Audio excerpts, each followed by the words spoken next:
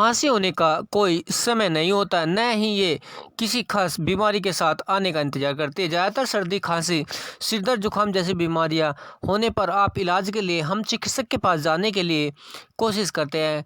खांसी होने की असल वजह वह आपको मालूम नहीं होती। खांसी दूर करने के लिए बाजार में मिलने वाली दवाई या कफ सिरप आपको बेवक्त उन्नीदा बना देती है। इसके लिए आप कुछ कारगर घरेलू उपाय भी अपना सकते हैं। बदलता मौसम, ठंडा, गर्म या पी लेने से या फिर धूल या किसी अन्य चीज़ की एलर्जी से खांसी हो सकती है।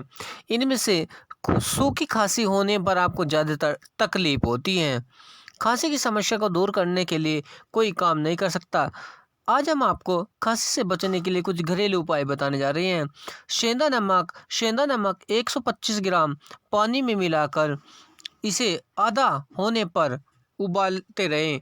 खांसी होने पर सुबह शाम इस पानी का प्रयोग करें, आपको तुरंत आराम मिलेगा। सेंधा नमक की एक डली को आग में अच्छे से गर्म कर ले।